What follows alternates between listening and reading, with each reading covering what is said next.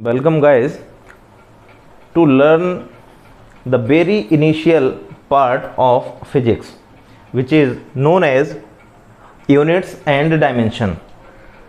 Before starting this topic, I would like to explain first what is physical quantities.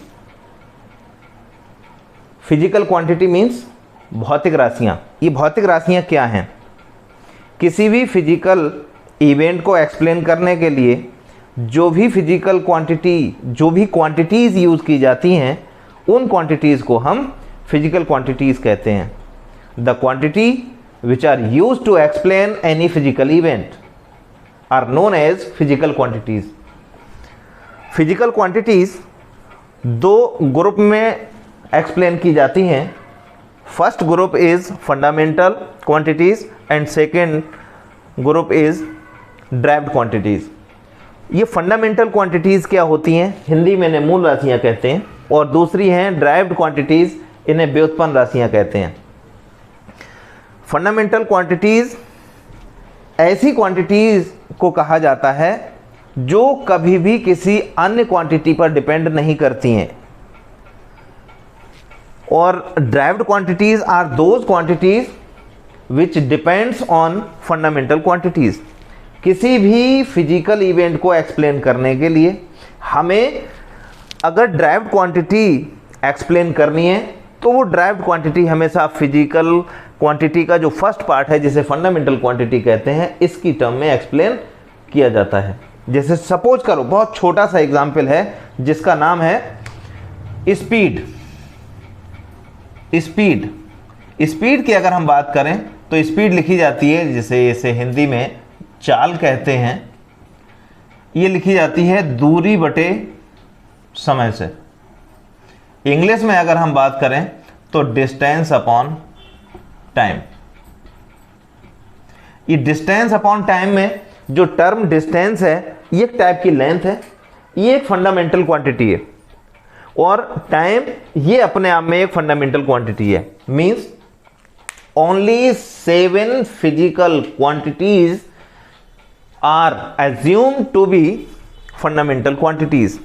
ये fundamental quantities वो हैं जो किसी अन्य क्वांटिटी पर डिपेंड नहीं करती हैं. ठीक, वो कौन सी 7 फंडामेंटल क्वांटिटीज हैं, उनके नाम क्या क्या हैं? सबसे पहले अगर हम इन्हें जानना चाहते हैं तो फंडामेंटल क्वांटिटीज को हम लिखते हैं सबसे पहले mass, length, time, electric current,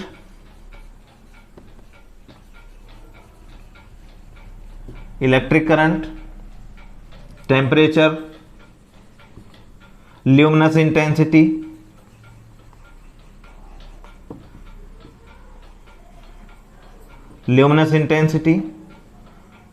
and quantity of matter. Amount ये जो लिखा जाता है इसे मोल में डिफाइन करते हैं. और ल्यूमिनस इंटेंसिटी जिसका नाम लिखा है इसे कैंडेला में डिफाइन करते हैं. टेम्परेचर जो लिखा है, इस टेम्परेचर को सेल्सियस में या केल्विन में डिफाइन किया जाता है. इलेक्ट्रिक करंट को एम्पियर में डिफाइन किया जाता है. टाइम जो लिखा है इसे सेकेंड में, लेंथ को मीटर में और मास को केजी में डिफाइन किया जाता है. मास की बात करें तो सपोज करो लिखा है 2 kg. तो इस 2 kg मास में ये जो टर्म 2 लिखा है ये उस क्वांटिटी के न्यूमेरिकल वैल्यू को बता रहा है. और ये जो केजी टर्म लिखा है ये बताता है उसका यूनिट. मींस कोई भी फिजिकल क्वांटिटी, जैसे सपोज करो ये फिजिकल क्वांटिटी है, वो फिजिकल क्वांटिटी कंप्लीटली एक्सप्लेन करने के लिए हमें दो चीजों को जरूरत पड़ती है. एक तो नंबर आता है और दूसरा आता है यूनिट. एक नंबर आता है और एक यूनिट आता है. इससे कम इंफॉर्मेशन में कोई भी फिजिकल क्वांटिटी को एक्सप्लेन नहीं किया जा सकता है. लेकिन कुछ ऐसी फिजिकल क्वांटिटीज भी हैं जिसकी कोई यूनिट नहीं होती है. Simply they are the ratios और numerical values, specific numerical values. इसके बाद हम बात कर रहे हैं कि जो यूनिट लिखते हैं, जैसे सपोज करते हैं हम कि फल लेने जाते हैं आप, और फल लेते समय सेब खरीदने पहुंचे, तो किसी भी दुकानदार से आप कहते हैं कि भाई ऐसा करो हमें 2 लीटर सेब दे दो, तो कभी भी पॉसिबल नहीं है कि वो उन सेब को आपको प्रॉपरली मैनेज करके दे पाए। अगर आप उससे कहते हो कि 2 किलो सेब दे दो, तो वो कंप्लीटली ये क्वांटिटी को समझ रहा है और वो 2 केजी आपको दे देता है। ठीक है, तो क्वांटिटी का मतलब यही है यहाँ पर कि क्वांटिटी कंप्लीट इंफॉर्मेशन से रिलेटेड टर्म है। ठीक है, अब हम बात कर रहे हैं यूनिट्स की। यूनिट्स क्या हैं? यूनिट कंप्लीट इंफॉर्मेशन को एक्सप्लेन करने में एक हेल्पिंग टर्म है जिसके द्वारा हम पर्टिकुलर क्वांटिटी को डिफाइन कर पाते हैं। ठीक है, इस यूनिट्स को डिफरेंट सिस्टम्स में एक्सप्लेन किया जाता है। These are 4 systems, there are 4 systems to explain the term units. The unit term जो है वो अलग अलग 4 डिफरेंट सिस्टम में एक्सप्लेन की जाती है। पहला सिस्टम है जिसका नाम है एसआई सिस्टम। ये एसआई सिस्टम का फुल फॉर्म होता है इंटरनेशनल सिस्टम। दूसरा लिखा है एमकेएस सिस्टम। एम फॉर होता है मीटर, जो लेंथ को डिफाइन कर रहा होता है। के फॉर होता है केजी, किलोग्राम, ये किलोग्राम मास को डिफाइन कर रहा होता है। एस जो लिखा है वो सेकंड को डिफाइन करता है, ये टाइम को बता रहा होता है। तो एक होता है एमकेएस सिस्टम। उसके बाद नेक्स्ट जो सिस्टम है उसे कहते हैं सीजीएस सिस्टम। सीजीएस का मतलब है कि लेंथ को अगर हम सेंटीमीटर में ले रहे हैं, मास को ग्राम में ले रहा है और टाइम जो लिया गया है उसे सेकंड में लिया जाता है, तो उस सिस्टम को कहा जाता है सीजीएस सिस्टम। इसी तरीके से सेम पैटर्न पे एक सिस्टम होता है जिसका नाम है एफपीएस सिस्टम। ये एफपीएस सिस्टम को कहा जाता है foot pound second system. Foot pound second means length को फुट में, मास को पाउंड में और टाइम को सेकंड में। तो ऐसे सिस्टम को एफपीएस कहा जाता है। ठीक है, डिटेल में हम 1 बाय 1 जैसे जैसे क्वांटिटीज आती जाएंगी उनकी यूनिट्स को एक्सप्लेन करते जाएंगे। हम सिंपली बात कर रहे हैं, जैसे लेंथ की बात की हमने, तो लेंथ जैसे ये बोर्ड है, बोर्ड की कोई एक पर्टिकुलर लेंथ है, इसकी एक पर्टिकुलर ब्रेड्थ है, तो ब्रेड्थ भी एक टाइप की लेंथ ही होती है। इसको डिफाइन करते हैं मीटर में। किस में डिफाइन करते हैं? मीटर में। ठीक है, मार्कर है, इसकी लेंथ है। इस लेंथ को अगर हम मीटर, जिसकी मीटर की बात करें स्केल थोड़ा बड़ा होता है, उसकी तुलना में ये लेंथ में कुछ कम है, तो इसको सेंटीमीटर में भी डिफाइन किया जा सकता है। ठीक है, इसे हम सिस्टम के कन्वर्जन में भी पढ़ सकते हैं कि अगर सेंटीमीटर में कोई क्वांटिटी मेजर की है तो उसे मीटर में भी कन्वर्ट किया जा सकता है। आगे इस टाइप के टॉपिक्स आगे डिस्प्ले होंगे। ठीक, अब हम बात करते हैं डायमेंशंस की। ये डायमेंशंस टर्म कहां से आया है? ये डायमेंशन हिंदी में बिमा के नाम से जाना जाता है, इंग्लिश में इसे डायमेंशन कहते हैं। डायमेंशन एक ऐसा टर्म है जो किसी भी फिजिकल क्वांटिटी को एक्सप्लेन करने के लिए, उसकी यूनिट को लिखने के लिए फंडामेंटल यूनिट्स की पावर के रूप में यूज किया जाता है। मींस जैसे सपोज करो हम बात करते हैं एरिया की, एरिया की बात कर रहे हैं। एरिया लेंथ इंटू विड्थ से लिखा जाता है, लेंथ इंटू विड्थ से शॉर्ट में लिख देते हैं एल इंटू बी, शॉर्ट में लिख दीजिए एल इंटू बी, स्पेस कम है इसलिए ऐसे लिख दिया। लेंथ भी मीटर में डिफाइन होती है और विड्थ भी मीटर में डिफाइन होती है, तो मीटर इंटू मीटर ये कहा जाता है मीटर स्क्वायर। अब आप ये देखिए कि फंडामेंटल क्वांटिटी तो लेंथ थी और उसकी यूनिट थी यहां मीटर, तो जो मीटर टर्म है वो फंडामेंटल यूनिट है लेंथ की, और यहां पर हमने लगा दी पावर, तो एरिया की यूनिट मीटर स्क्वायर है। फंडामेंटल यूनिट की पावर का यूज करके हमने एरिया की यूनिट को डिफाइन किया है, then this term is known as dimension. तो डायमेंशन एक्चुअल में है क्या वो आपको समझ में आ गया होगा कि डायमेंशन एक नंबर है जो पावर के रूप में यूज किया जाता है। This is called dimension, not dimensional formula. Dimensional formula कैसे लिखे जाते हैं वो हम आपको बताएंगे। ठीक है, तो वो जो डायमेंशन लिखा है, बहुत सारी डायमेंशन हम पढ़ेंगे इसलिए डायमेंशंस का यूज़ किया है। तो ये जो बेमाएँ हैं वो इस तरह के नंबर के द्वारा एक्सप्लेन होती हैं। तो किसी भी फिजिकल क्वांटिटी की यूनिट को डिफाइन करने के लिए फंडामेंटल यूनिट्स की पावर्स को क्या कहा जाता है? डायमेंशंस। क्या कहा जाता है? डायमेंशंस। ठीक है, तो डायमेंशन एक बेसिकली नंबर हो गया। यहां हम बात करेंगे डायमेंशन के बाद डायमेंशनल फार्मूले की। तो वो जो डायमेंशनल फार्मूले हैं, जैसे यहां हमने एरिया लिखा तो यूनिट लिख दी हमने मीटर स्क्वायर। इसी तरीके से बहुत सारी फिजिकल क्वांटिटीज हैं, जैसे फंडामेंटल क्वांटिटीज की हम बात कर रहे थे। हमने मास लिखा तो मास को हमने केजी में लिखा था, लेंथ लिखी थी तो मीटर में लिखी थी, ठीक, और टाइम लिखा था तो उसे सेकंड में लिखा था। किस में लिखा था? सेकंड में। समझ में आ रहा है ना इतना? इसी तरीके से अगर हम उस मास को, जो मास लिखा था और जो लेंथ लिखी है और यहां जो टाइम लिखा है, इन सभी को अगर हम इनके सिंबॉलिकल नोटेशन के रूप में डायमेंशन की बात करेंगे, तो चूंकि ये सारी फंडामेंटल यूनिट हैं तो इसके लिए लिखा जाएगा m, इसके लिए लिखा जाएगा l, लेंथ है इसलिए, और इसके लिए लिखा जाएगा t। तो ये वो नोटेशंस हैं। मास के लिए नोटेशन m का यूज किया जाता है, लेंथ के लिए नोटेशन l का यूज किया जाता है, और टाइम के लिए नोटेशन t का यूज किया जाता है। ठीक है, इज इट क्लियर? ठीक इसी तरीके से अगर हम बात करेंगे इलेक्ट्रिक करंट की, तो एम्पियर उसकी यूनिट होती है। तो एम्पियर का फर्स्ट लेटर अगर ए लेते हैं तो उस समय इलेक्ट्रिक करंट का, जिसको हमने एम्पियर यूनिट लिखा है, तो उसके लिए ए से डिफाइन कर देते हैं। टेम्परेचर जो लिखा जाता है, जिसे केल्विन या सेल्सियस में जिसकी यूनिट होती है, टेम्परेचर की बात कर रहे हैं, तो वो लिखा जाता है थीटा से। Generally sometimes it may be written by capital K, इसे कैपिटल के से भी लिखा जा सकता है, लेकिन जनरली इसको हमें थीटा से लिखना चाहिए। ये जो टर्म यूज की जाती हैं बेसिकली, यही क्यों ली गई हैं, इसके पीछे क्या रीजन है, बाकी हमने कोई सिंबल क्यों नहीं लिए हैं, इसके पीछे रीजन है फिजिक्स की एक स्पेशल ब्रांच का, जिसका नाम होता है मैकेनिक्स।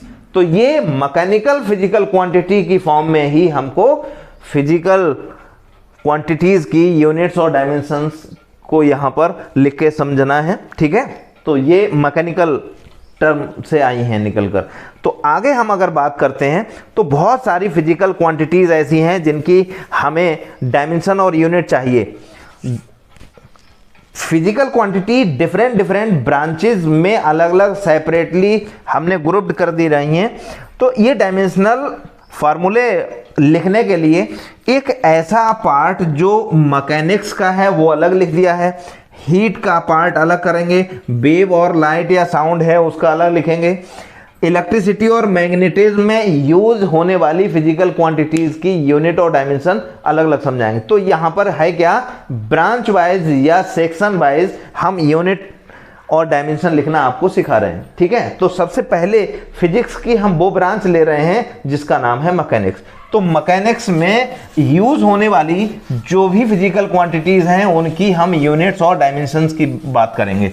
जैसे सपोज कर लो हमने बात की आपसे एरिया की बात की, तो एरिया कैसे लिखा जाता है, फार्मूला होता है इसका लेंथ इनटू विड्थ, और लेंथ इनटू विड्थ के हिसाब से अगर इसका हम यूनिट लिखेंगे तो वो लिखा जाएगा मीटर इनटू मीटर, मींस ये वैल्यू हो जाएगी मीटर स्क्वायर। अब हम बात कर रहे हैं, चूंकि ये एरिया है लेंथ की फॉर्म में आया है, तो हम इसकी डायमेंशन लिखेंगे तो डायमेंशन आएगी L2, क्योंकि लेंथ जो होती है जनरली जो लेंथ है वो L की फॉर्म में, सिंबल L की फॉर्म में इसको लिखा जाता है, इसलिए ये L2 इसकी डायमेंशन हो गई। ठीक है, अगर हम इसके डायमेंशनल फार्मूले की बात करते हैं तो डायमेंशनल फार्मूला लिखा जाएगा in terms of m L2 T0। ये दोनों ही टर्म, ये टर्म और ये टर्म, ये सेम वैल्यू को रिप्रेजेंट करती हैं। ठीक है ना, m की पावर यहां 0 लिखी है, l की पावर 2 लिखी है और t की पावर ये 0 लिखी है। तो हमने एक पर्टिकुलर सिस्टम यूज किया है, जैसे हम कहते हैं एमकेएस सिस्टम, तो उस एमकेएस सिस्टम के अकॉर्डिंग हमें मास भी उस सिस्टम में इंक्लूड करना है। तो मास चूंकि यहाँ पर एम्पियर है नहीं, इसलिए उसकी यूनिट पे हमने यहाँ 0 लगा दिया है। सेकेंड, जो टाइम के लिए डिनोट कर रहा था, टी की पावर, यहाँ इस पिक्चर में एरिया में कहीं पर टाइम है नहीं, इसलिए इसकी टी की पावर को 0 लिख दिया है। यहाँ सिंपली जो नोटेशन यूज किया गया है उसमें लेंथ यूज हो रहा है, तो इसलिए एल की पावर यहाँ 2 लगी हुई है। तो ये बेसिकली एक डायमेंशनल फार्मूला है जो एरिया को डिफाइन कर रहा है। समझ में आ रहा है? ठीक। अब हम बात कर रहे हैं वॉल्यूम की। तो वॉल्यूम जो होता है वो length into width into height से लिखा जाता है। तो लेंथ, विड्थ और हाइट, ये तीनों ही क्वांटिटी ऐसी हैं जो मीटर में डिफाइन होती हैं। इस कंडीशन में अगर हम इसकी यूनिट की बात करेंगे तो यूनिट जो है वो metre into metre means metre cube हो गई। और अगर हम डायमेंशन की बात करेंगे, इसकी डायमेंशन की बात करेंगे तो L3 लिखा जाएगा। और अगर डायमेंशनल फार्मूले की बात करेंगे तो लिखेंगे M0, L3 और T0। ये है इसका डायमेंशनल फार्मूला। क्या है ये? Dimensional formula. मैं समझ रहा हूं कि आपको क्लियरली अच्छे से क्लियर हो पा रहा होगा। तो ये डायमेंशनल फार्मूले, ये डायमेंशनल फार्मूला और इस डायमेंशनल फार्मूले में अगर आप डिफरेंस देख रहे हैं तो यहाँ देख लीजिए, यहाँ पावर में 2 लिखा है, यहाँ पावर में 3 लिखा है, means both have different dimensions. ठीक है ना?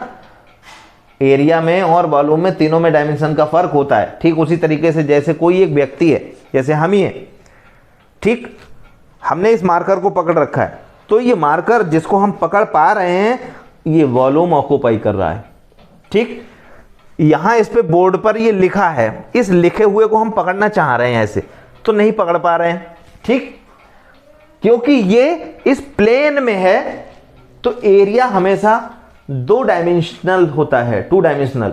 देख लो यहां से साफ नजर आ रहा है, यहां पावर 2 लगी हुई है। ठीक है, तो जो जैसे किसी व्यक्ति और उसके फोटो की बात करें तो क्या डिफरेंस होता है? वो डायमेंशंस का डिफरेंस होता है। जैसे हमारी नाक है, कान है, ठीक है, हमारी उंगली है, ये सब पकड़ी जा रही हैं। These are 3 dimensional. ठीक है, और अगर हमारे फोटो में सपोज करो यहाँ फोटो लगा है, उस फोटो में कोई इस तरह से पकड़ना चाहे तो पॉसिबल नहीं है, वो डायमेंशंस का फर्क है। ठीक है, तो इस तरीके से हमने वॉल्यूम और एरिया को बताया है। और आगे हम बढ़ते हुए इसी तरीके से आपको बता रहे हैं। जैसे सपोज करो हमने लिखा स्पीड, क्या लिखा? स्पीड। तो स्पीड की बात कर रहे हैं तो स्पीड लिखें, तो स्पीड को लिखा जाता है डिस्टेंस अपॉन टाइम से। और डिस्टेंस अपॉन टाइम में डिस्टेंस की यूनिट जो लिखी जाती है वो मीटर में, और टाइम की जो यूनिट है वो सेकंड में लिखी जाती है। ठीक, इस तरीके से अगर हम इसकी डायमेंशन की बात करेंगे तो जो लेंथ है, लेंथ की डायमेंशन L में लिखी जाती है, और समय जो टाइम है उसकी डायमेंशन T की फॉर्म में लिखी जाती है। इस L की पावर 1 है और T की पावर भी यहाँ 1 है। इसको हम लीनियर फॉर्म में लिखेंगे तो L और T -1 की फॉर्म में लिखा जा रहा है। और करके इसे लिख सकते हैं, M तो है नहीं एम्पियर, तो ML T -1, ये इसका डायमेंशनल फार्मूला हो गया। यही स्पीड का है और यही वेलोसिटी का होगा। किसका होगा? वेलोसिटी। वेलोसिटी एक्चुअली लिखी जाती है डिस्प्लेसमेंट अपॉन टाइम, और डिस्प्लेसमेंट एक डायरेक्शनल डिस्टेंस है, पर्टिकुलर डायरेक्शन में जो भी डिस्टेंस ट्रेवल की जाती है उसको हम डिस्प्लेसमेंट कहते हैं। ठीक है, ये रिलेटिव टर्म है। ठीक, तो यहां इसकी यूनिट भी सेम होगी मीटर पर सेकंड, और डायमेंशन भी सेम होगी। तो कभी कभी ऐसा होता है कि डायमेंशंस सेम होने पर भी फिजिकल क्वांटिटीज वेरी करती हैं। मींस इसका मतलब सीधे सीधे साफ है कि different physical quantities have the same dimension और डायमेंशनल फार्मूला। समझ में आ रहा है ना? जिस तरीके से इस पूरी भरी दुनिया में एक नाम के कई सारे व्यक्ति होते हैं। जैसे हमारी पहचान अगर हम बताएं आपको तो हमें कमलेश नाम से जानते हैं, तो ऐसे कमलेश तो बहुत होंगे, लेकिन वो जो यहां रिकॉग्नाइज आप कर रहे हैं वो हर जगह नहीं। ठीक है, तो अच्छे लोग हर जगह नहीं मिलते हैं, ध्यान रखिएगा। जैसे आप यूनिक हैं तो हर जगह नहीं मिलेंगे आप। ठीक है, ओके, स्पीड हो गई, वेलोसिटी हो गई। अब हम बात कर रहे हैं most important thing is force. Force जानते हैं ना, फोर्स बहुत अर्ली स्टेज पर डिफाइन किया गया है। हाई स्कूल में पढ़ रहे न्यूटन ने फोर्स संबंधी कुछ लॉ दिए थे, वो भी जब वो 10th क्लास में पढ़ रहे थे। फोर्स F इक्वल टू लिखा जाता है मास इनटू एक्सीलरेशन। अब एक्सीलरेशन तो सीखा ही नहीं है अभी, तो पहले एक्सीलरेशन सिखा देते हैं। एक्सीलरेशन इक्वल टू होता है change in velocity upon time interval, ठीक है। तो यहां से वेलोसिटी की अभी हमने डायमेंशन आपको लिखकर बताई है, वो वेलोसिटी की डायमेंशन को हमने लिखा था m0, क्योंकि मास था नहीं, ठीक है, पिक्चर में। तो m0 L t minus 2, sorry 1 है ये, ठीक है, L t माइनस 1। और यहां लिखा है t, हम डायरेक्ट नहीं लिख के बता रहे हैं, अलग अलग करने के बाद फिर फाइनली वही आएगा जो एक बार में हम पहले लिख रहे थे, ml t माइनस 2। m की पावर यहां पर 0 है, l की पावर 1 है और t की पावर माइनस 2 है। ये क्वांटिटी जो लिखी है ऊपर हमने, उसमें एक्सीलरेशन यहां यूज हो रहा है, इसको हमने बता दिया।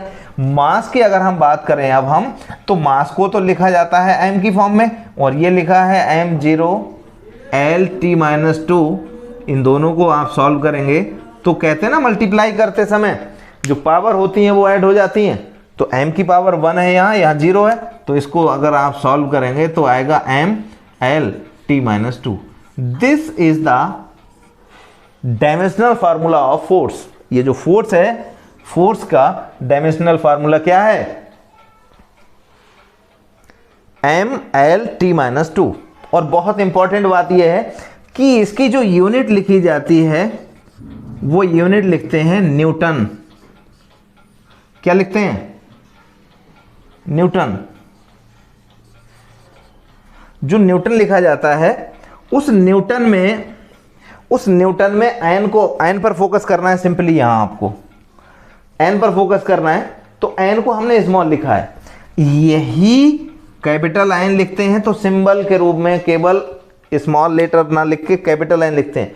यूनिट किसी भी फिजिसिस्ट या किसी साइंटिस्ट के नाम पर लिखी गई है तो ध्यान रखिएगा, हमेशा उसका फर्स्ट लेटर जो होता है वो कंप्लीट वर्ड अगर लिख रहे हैं तो स्मॉल होना चाहिए, और अगर कंप्लीटली ना लिखकर केवल सिंबल के रूप में लिया जा रहा है तो कैपिटल फॉर्म में होना चाहिए, ठीक है।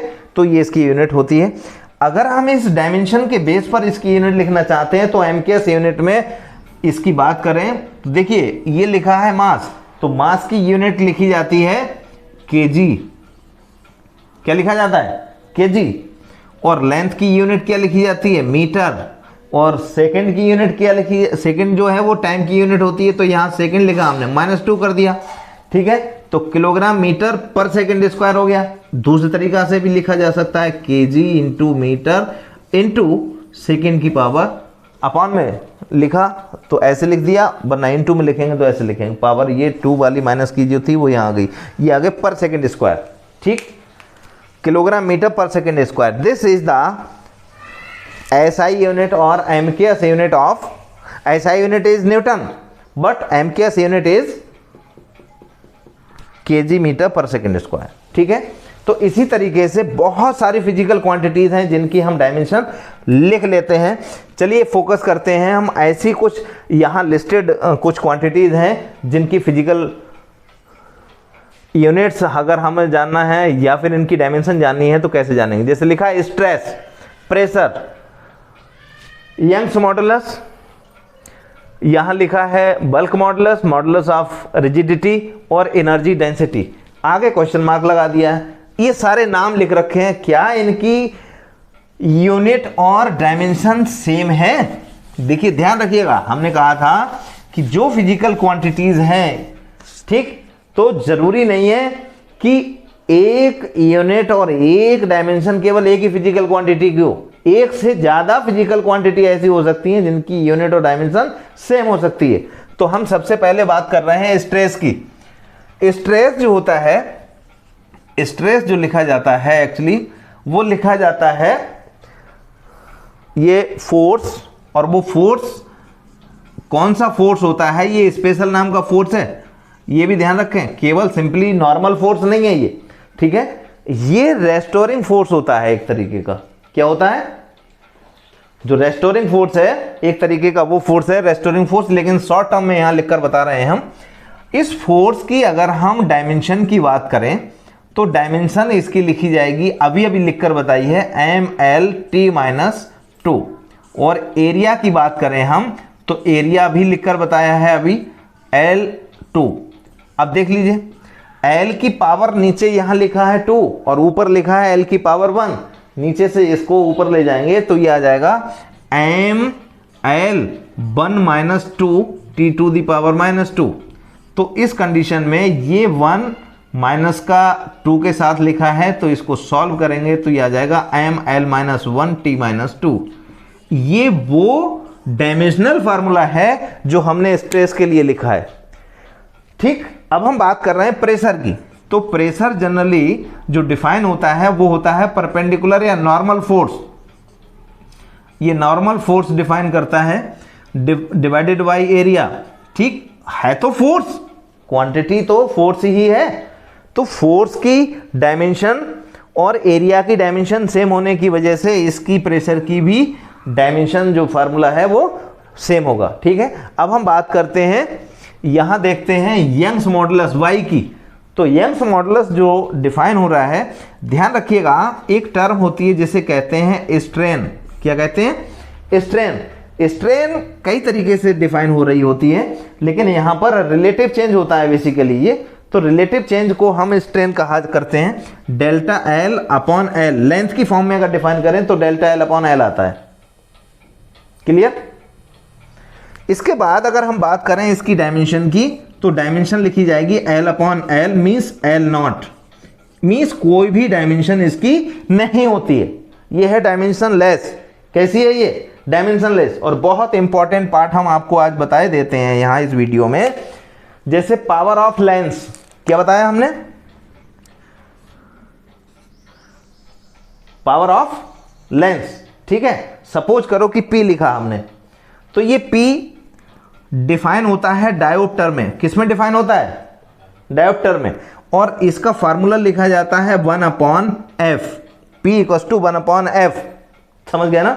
तो बहुत सारे लोग यहां ये कहते हैं कि ये ऊपर 1 लिखा है, नीचे यहां f लिखा है। f है फोकल लेंथ, और फोकल लेंथ की यूनिट मीटर में डिफाइन हो रही होती है, तो ये डायोप्टर में होता है। ये ध्यान रखिएगा, ये कंडीशन है। लेकिन जो ऊपर टर्म लिखी है ये क्या है? 1। 1 क्या सिंपली नंबर है? जी नहीं, ये 1 भी एक तरीके की वो लेंथ है जो कि एक रे प्रिंसिपल एक्सिस से जिस हाइट से जा रही होती है, वो उन दोनों के बीच का इंटरवल है, वो गैप है, वो 1 मीटर होना चाहिए।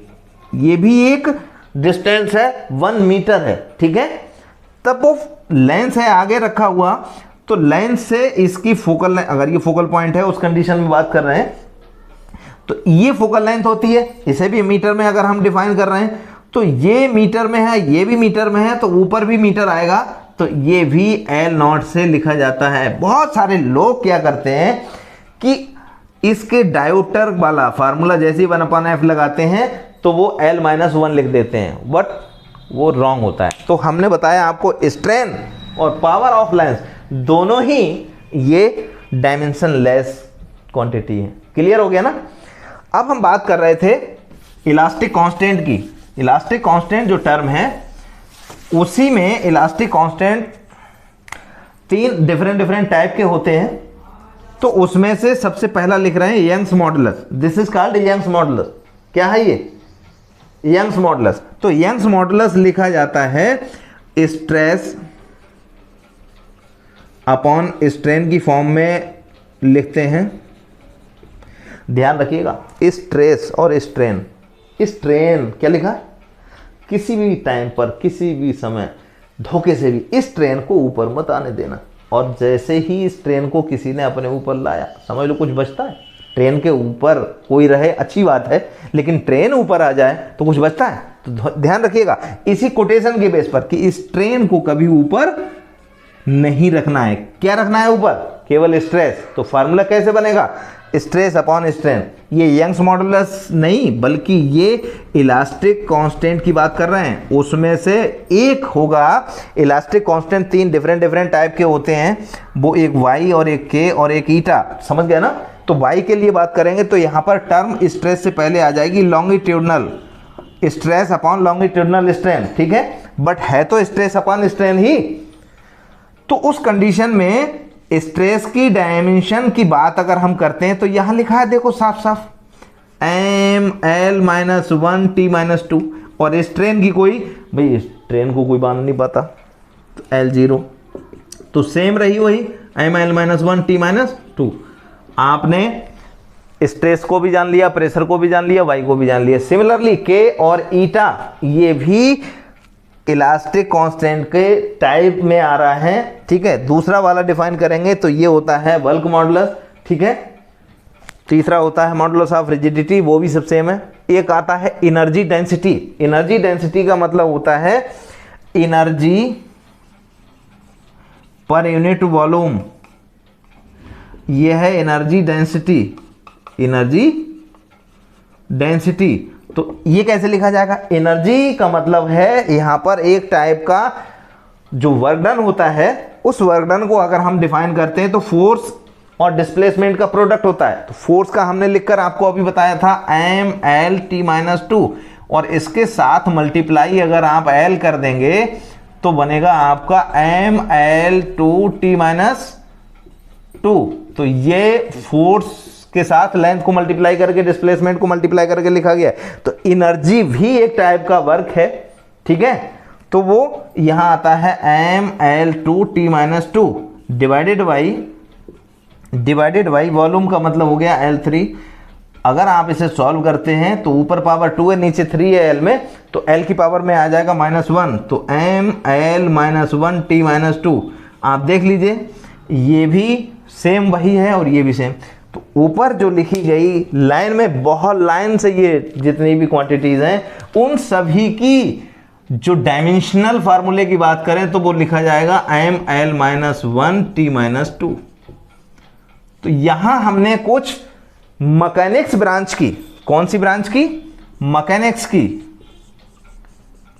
मैकेनिक्स ब्रांच की कुछ ऐसी फिजिकल क्वांटिटीज को लिखा है जो सेम डायमेंशन रखती हैं पर उनकी यूनिट डिफरेंट हो सकती है। जैसे सपोज करो हम बात करते हैं स्ट्रेस की, ठीक, तो स्ट्रेस जो होता है वो न्यूटन पर मीटर स्क्वायर लिखा जाता है, न्यूटन पर मीटर स्क्वायर, यहां से यूनिट हमेशा फार्मूले से लिखी जाती है, ठीक है। प्रेशर न्यूटन पर मीटर स्क्वायर भी लिखा जाता है, पास्कल भी लिखा जाता है, ठीक है। एनर्जी की डेंसिटी की बात करेंगे तो यहां आएगा जूल, क्योंकि ये एनर्जी मैकेनिकल एनर्जी टाइप की अगर है तो ये जूल आ गया, और जूल पर यहां पर आएगा मीटर क्यूब, ठीक है। तो जूल पर मीटर क्यूब, यूनिट डिफरेंट है पर डायमेंशन सेम है। अब आते हैं, हम देख लीजिए सेकंड लाइन पर आते हैं। डिस्टेंस है, डिस्प्लेसमेंट है, वेवलेंथ है, फोकल लेंथ है और एम्पलीट्यूड है।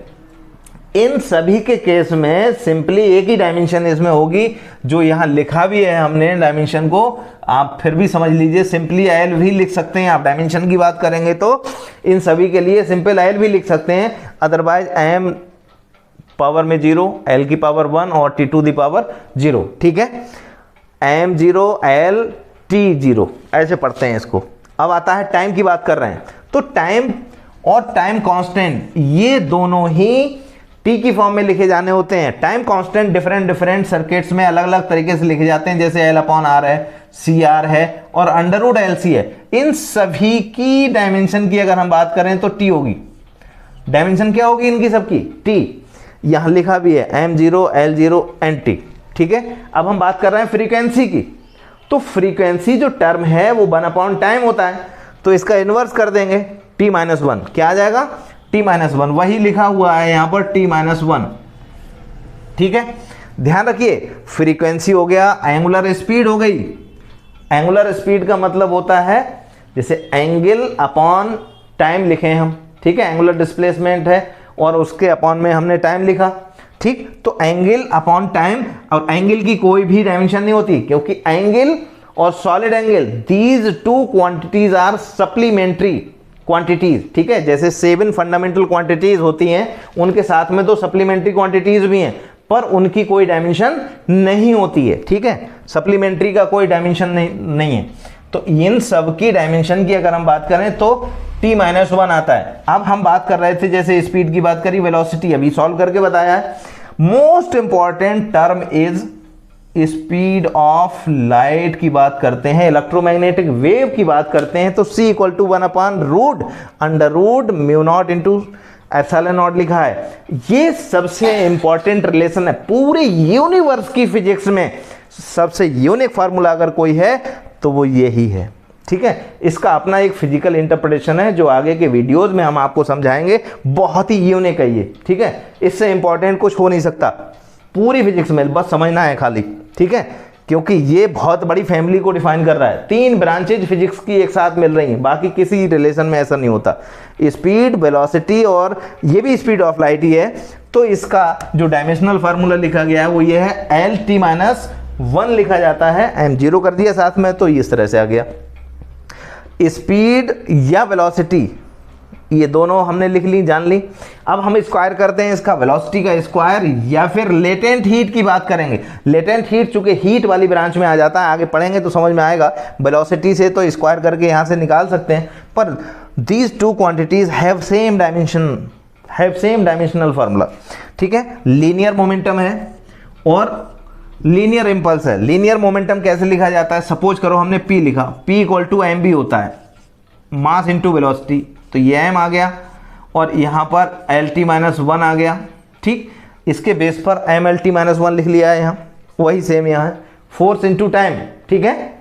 फोर्स का लिखेंगे और टाइम से मल्टीप्लाई कर देंगे, टाइम t होता है, t⁻1 और ये -2 मिलके वही मिलेगा। ऐसे ही वर्क हो गया, एनर्जी हो गई, हीट हो गई, टॉर्क हो गया, कपल हो गया, मोमेंट ऑफ फोर्स हो गया, ठीक। ये सारी क्वांटिटी जो हैं वो यूनिट वाइज डिफरेंस है। जैसे वर्क है, मैकेनिकल वर्क लिखते हैं, जूल में लिखा जाता है। एनर्जी है, जूल में मैकेनिकल एनर्जी। हीट है, कैलोरी में डिफाइन होती है, ठीक है। टॉर्क है, न्यूटन मीटर में लिखा जाता है ये, ठीक। मोमेंट ऑफ फोर्स है, ये भी न्यूटन मीटर में डिफाइन हो जाता है, ठीक है। कोई बात नहीं, यहाँ पर हम आगे आते हैं। ये फार्मूला लिखा है, जो लिखा है काइनेटिक एनर्जी का, ½ mv², ठीक है। mgh लिखा है, पोटेंशियल एनर्जी का फार्मूला है। रोटेशनल एनर्जी का फार्मूला 12 I⁻²। यहाँ पर मैग्नेटिक सर्किट में, इलेक्ट्रोमैग्नेटिक सर्किट जो होते हैं उसमें इंडक्टर लिया है कोई, उससे रिलेटेड अगर हम बात करते हैं तो सर्किट से एसोसिएटेड एनर्जी होती है 12 Li²। इसकी कंडक्टर से रिलेटेड अगर कोई कैपेसिटेंस की बात कर रहे हैं, C कैपेसिटेंस है और V पोटेंशियल डिफरेंस है, तो उस कंडक्टेंस के टर्म में हम इस तरह से इनकी फार्मूले को लिख लेते हैं। अगर कोई इलेक्ट्रिकल सर्किट है तो इस तरह से BIT B²/RT × I²RT, these are different formulas but having the same dimension mL2 and T-2। तो ऐसे करके हम 1 by 1 हर किसी को सॉल्व करके इसको वेरीफाई कर सकते हैं। जैसे हमने यहाँ पर सॉल्व करके बताया है आपको, सरफेस टेंशन और सरफेस एनर्जी और स्प्रिंग कांस्टेंट और फोर्स ग्रेडियंट, ये बहुत ही इंपॉर्टेंट पार्ट बता रहे हैं हम आपको। ये भी सब सेम डायमेंशन रखते हैं, m-T-2 इसकी डायमेंशन होती है। आप इसके द्वारा आप समझ सकते हैं, ठीक है। तो बहुत सारी ऐसी फिजिकल क्वांटिटीज हैं जो यूनिट रखती हैं पर डायमेंशन नहीं, ठीक है। ध्यान रखिएगा, ऐसी कोई क्वांटिटी इस यूनिवर्स में नहीं है जिसकी डायमेंशन हो पर यूनिट नहीं, ठीक है। कुछ इंपॉर्टेंट और भी कंटेंट्स हैं, उन कंटेंट्स को समझने के लिए हम मिलते हैं नेक्स्ट वीडियो में, ठीक है। तो वेट